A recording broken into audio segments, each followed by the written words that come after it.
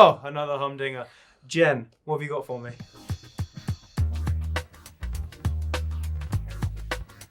Hello and welcome to a brand new video series from Runners World. I'm Ben.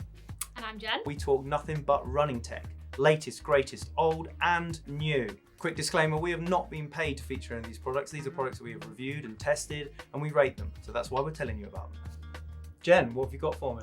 So starting with a bang, I have got Lululemon's first ever shoe, and it's a running shoe. Tell me more about it. They are called the Blissfeel. Ooh, yeah. Nice name. These have been specifically designed for women. Okay. They are built on a female last, so they cater perfectly for the woman's foot shape and gait cycle. Who are they aimed at in the running world, apart from women? I asked the designers this and they said the focus really isn't on a particular type of runner or experience level. It's all about fit and feel. So they want these shoes to feel like they were made for you, they're made for your foot, and they want them to just feel amazing, feel comfortable, and make running feel easy and effortless as you rack up the miles. Did it tick all the boxes then? I loved running in these. Yeah. I thought they were super comfortable. They've got a nice amount of cushioning, not too much, not too little.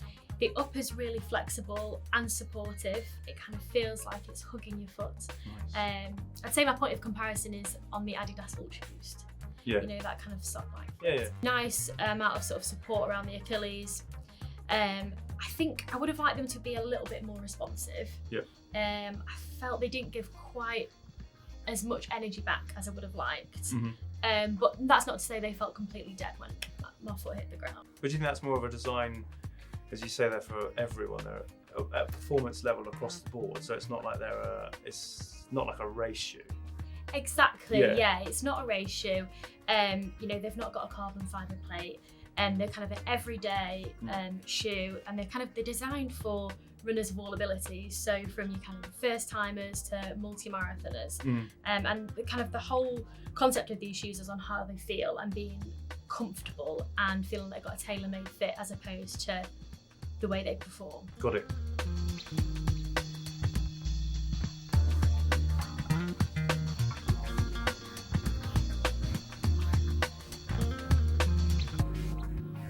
Jen, what have you got next? Maybe even a running shoe?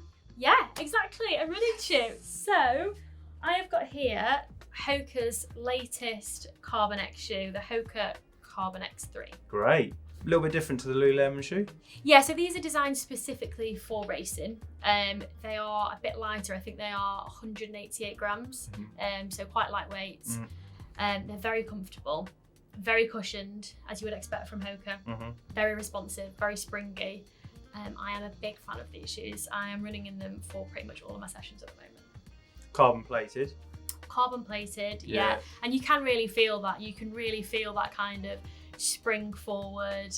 They're very snappy. Yeah. And I feel like they are good at the moment for those runs where you are feeling a little bit tired and you feel like you need all the help you can get. You're like, stick these on and the run will feel a bit easier. I think on the tech sheet, Hoka say it's like the lightest foam they've ever made. Hoka's are sort of notoriously light for the size of shoe that you get anyway.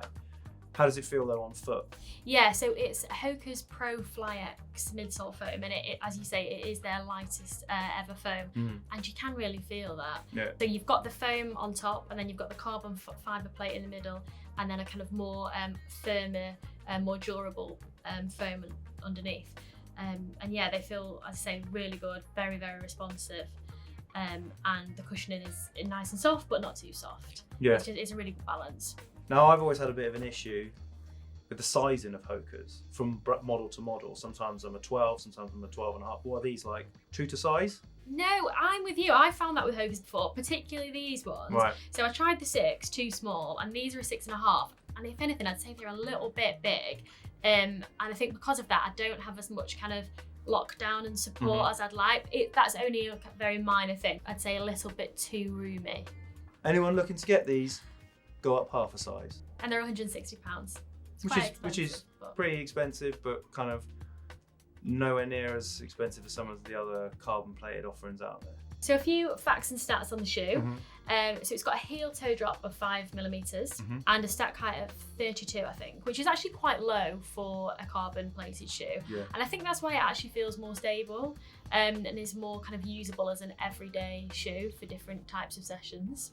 With the second version of the shoe, when you compare it to other carbon plated shoes that were sort of like very much like race day orientated with a bigger stack, you know, that carbon plate is in there to basically add stability for all that foam and to add propulsion.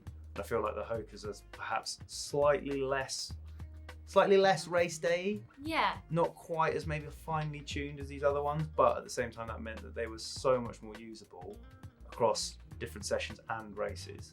Yeah. That kind of it means it's a more versatile carbon plated shoe. Yeah, no, totally. I mean, I've done loads of slow recovery sort of zone 2 runs in these, and they feel great. They don't feel like they're, you know, out of sorts on those kind of runs.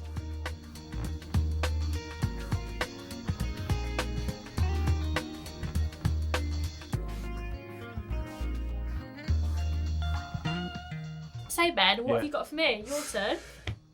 First up, this is the Garmin Fenix 7. This is the Sapphire Solar Edition. Yeah, I mean this is all singing, all dancing. Basically, this is a premium running watch for those who have deep pockets. It's got obviously tracks every single metric that you can possibly think about and more that you've never even realised that you needed tracking, and it does them all constantly. It does help deliver a much like rounder picture. If you're training for something on a large scale, a big ultra, or you're banking miles like you've never done before, having all of those things ticked off, like your sleep and your breath rate and your food intake if you want, and your calories and your for women it's got your cycle tracking, and you can then build up this global picture of how you're performing based on all these different metrics. If that's not for you, it's a hell of a watch to have if you don't want to know all these things. But it does offer absolutely all that stuff. And then when you get into the running side of things, it's got the standard issue things that you want from tracking. Yeah, your pace, and it's got 3 types of GPS that you can log on to. And this particular model actually has military grade 3-point access something, which is very useful when you're running your local trail. But it's above and beyond in terms of what it delivers, and that's what makes it so special. There's sort of redeeming features that come with all the Garmin watches, the smart coach bits and all those sorts of things, and it syncs to external devices like heart rates and power, like foot pods. It's one of those watches that comes into its own when you're lost halfway up a mountain, right? And if that's not the running you're doing, then it's possibly a bit too much for what you want to do. But at the same time, like barometer, altimeter, compasses, the navigation's fantastic. If you upload a course, and the screen's nice and big, touch screen as well, so you can kind of like navigate really easily. Course tracking's great. And the real one of the pluses on this is the battery life, which can, if you switch everything on, all of the satellites, your music playing, everything, it's going to drain the battery quite quickly, and you're sort of like talking like 10 hours of full mode running. Right. But you can eke it out because this is the solar one, charged by the sun. As long as you're giving it 3 hours a day approximately, it extends the battery for, like, if you're in ultra endurance mode, it can be like hundreds of days. That's amazing. So it's an incredibly impressive bit of kit. It does tell you all the things that you kind of want to know, and it's big. I mean, I'd say that the sort of the 2 downsides that I think of it are, it's a chunky piece of kit.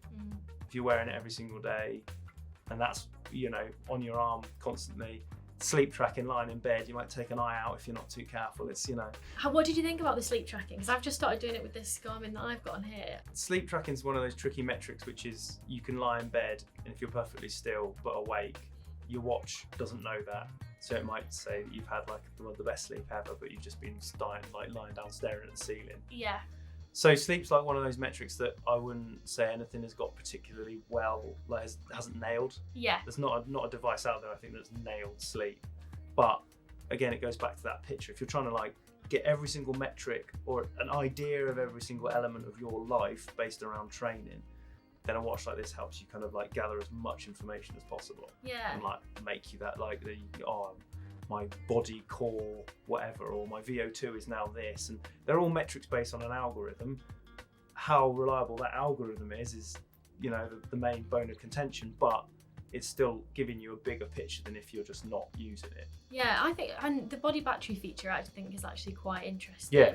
Because on, you know, the days that you are actually feeling quite tired, you look at your body battery and it's like gone down really quick. And I think that's based on sleep and heart rate variability and stress and all those things. So it does give you a picture of the way that you are going to feel for a workout. Definitely, and when it sort of like tells you need to, you know, that's a 48-hour recovery after an effort. Sometimes you wouldn't ever consider that, and you'd be going, no, whatever. You bring in all the other metrics around it, and it suddenly goes, that makes sense. I shouldn't do anything for 48 hours, and it tells you to rest more. Whereas some watches are telling you to do stuff every single day. Yeah. You know, that's their design is to basically encourage you to move as much as possible every single day. Whereas it's quite nice to be told that you've done enough. You need to rest. Yeah, exactly. Yeah, and the suggested workouts as well. Yeah. They are sometimes a lot more like lower heart rate zones than you would expect. You're like, okay, you can go for a more relaxed. Yeah, exactly. Oh, my session today is this. Oh, slower. Okay, fine. Yeah, I'll go with that. I mean, this model is £800. Wow. Right. So you've got if future you is planning on doing some big miles, and you've got some spare money in the bank, then this is lots of spare money. Lots of spare money. Then this is a good choice.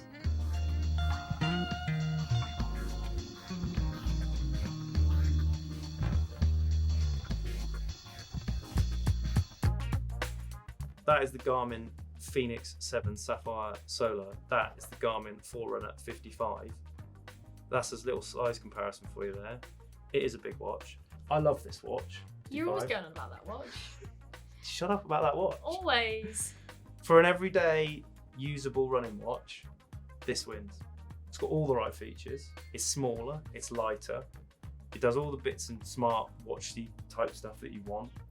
Has all the sort of like built-in smart coachy elements, you know, all the sort of like nice higher end bits that you kind of in, but it's just so light, so usable. It's not touchscreen. It's the screen itself is color, but it's a bit naff. It kind of like doesn't it? But it runs off the same functionality, the same menu. Definitely, if you've got the cause and the need and the money for something that does everything. Yeah. And if not, £150, Forerunner 55. A great entry level and very like a workhorse running watch. Oh, I could talk about that forever. Jen, what have you got for me? So this is very old. So this is a base layer from a brand called Megmeister. It's a Dutch cycling brand. I know of it. Do you really? I've got one too. Have you actually? Yeah. I think this was a prototype from when it first came out in like 2015. Because you look at it, it looks like it's a just been like cut out. Yeah. But oh my god, this is like one I'd say my most worn piece of kit. See, now what we want to do is kind of not just be showcasing all this new fancy stuff that costs loads of money, but some stuff that we've worn over many, many years and is still going strong. And this, I can contest to this because I've got a winter version. It's slightly better looking than that one because it's not the prototype. But it's so warm, isn't it? So warm. Great for running in. And they're really like the way that they, the knit and the weave over different panels and stuff. It's so breathable. Yeah. Yeah, it's like... does a super good job of like keep sweat wicking, keeping you nice and warm whilst not getting cold, because it's that sort of like combination of sweating in the cold weather and all that sort of stuff. Yeah, they're very good base layers. Yeah, really good. Really good for cycling as well, for a bit of cross training. I've even worn this skiing. It's like one of those really reliable winter pieces of kit that you know you're going to stay warm in, and as you say, you don't sweat to death either. I mean, when you're trying to get out in the cold, it's worth spending a little bit more money just to be comfortable. Because then you're gonna go running. I think they probably retail for about £50, which is quite a lot of money for a base layer. But put on a £10 base layer and then go running in the cold, and you immediately regret it. Yeah. Whereas this sort of stuff is just like it's that extra bit of premium, which definitely makes a difference. And it's got a seamless construction, so it just doesn't rub, it doesn't chafe, and it just feels cozy and soft. And as you say, you feel more up for going out for a wintry run when you know you're like comfortable. Exactly that.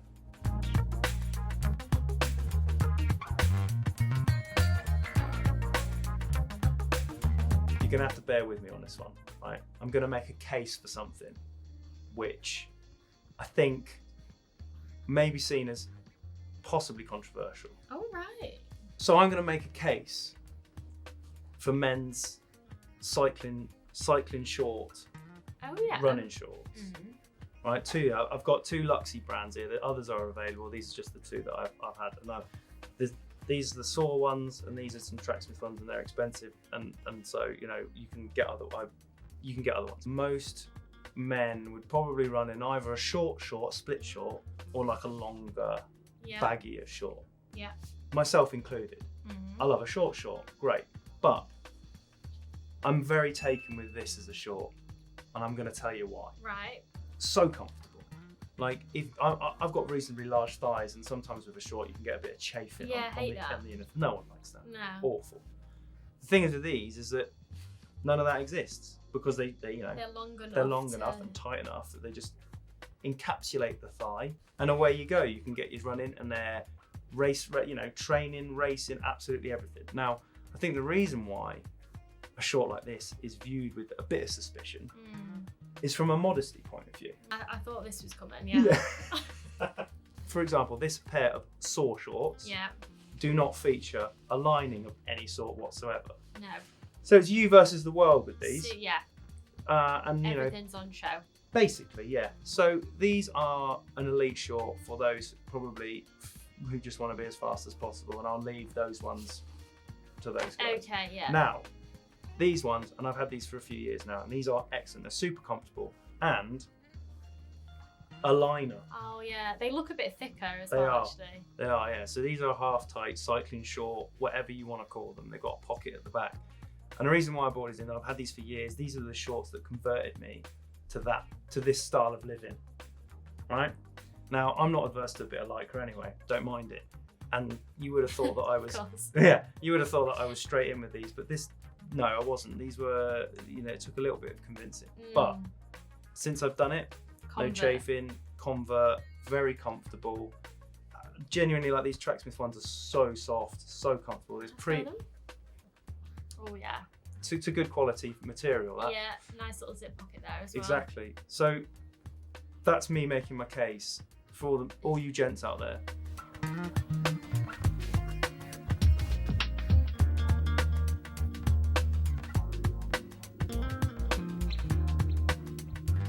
Anything else?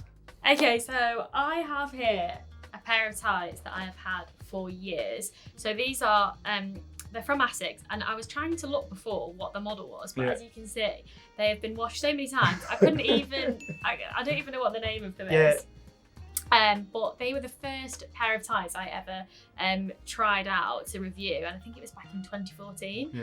And literally still going strong. Still going strong. They're a winter tight, so they've got like a soft brushed fabric inside, so they're really warm, super sweat wicking.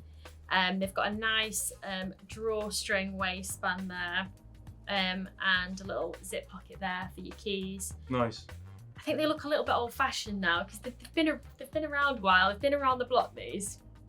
But when you compare it to like the more modern or the latest versions of whatever, which have got like different high waists or low waists and side pockets and all this, what makes you choose those still? Do you know what? I actually think it's the warmth of these because of this fabric inside. I always wear them for winter runs, but they are a little bit saggy now, to be honest. They don't look particularly flattering. But yeah, they're still my go-to pair for winter. I've not had a pair as warm recently, so they're still reliable for winter runs. I